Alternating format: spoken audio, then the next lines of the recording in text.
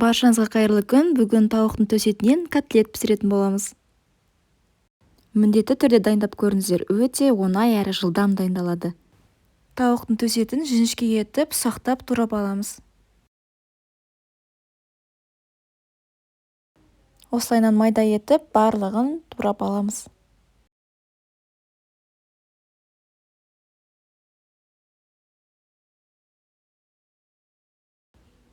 Мен осылайынан дайындап алдым. Енді барлығын біріктіретін боламыз. Үлкенде ыдысымызға тауығымызды саламыз. 2 дана жұмыртқа саламыз.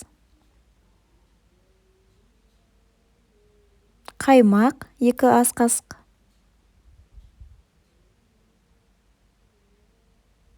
Және де 2 ас қасық ұн қосамыз. Дәм беру үшін чеснок қосамыз.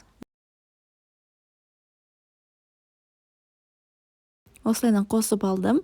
Енді дәміне қарай тұз қосамыз. Массамыздың барлығын біркелкі болғанға дейін әдемілеп араластырамыз.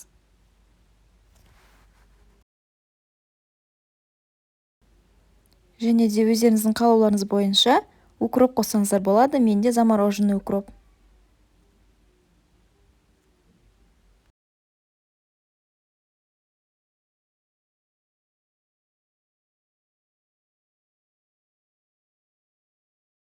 Массамыз біркелкі болды. Осындай болғаннан кейін котлетімізді пісіріп бастаймыз. Табамызды қыздырып, үстіне май құямыз. Майымыз қызғаннан кейін бір қасықтан құйып шығамыз. Отта 2-3 минут қуырып, аударып, 2-3 минут қуырамыз.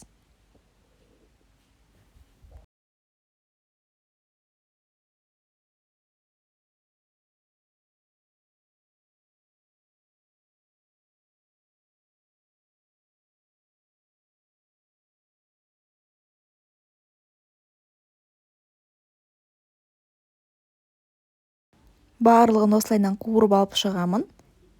Парит етудің қажеті жоқ. Тауықтың еті өзі тез піседі.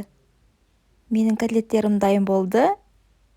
Менімен бірге дайындаңыздар. Астарыңыз дәмді болсын. Сіздермен бірге мен Ажар.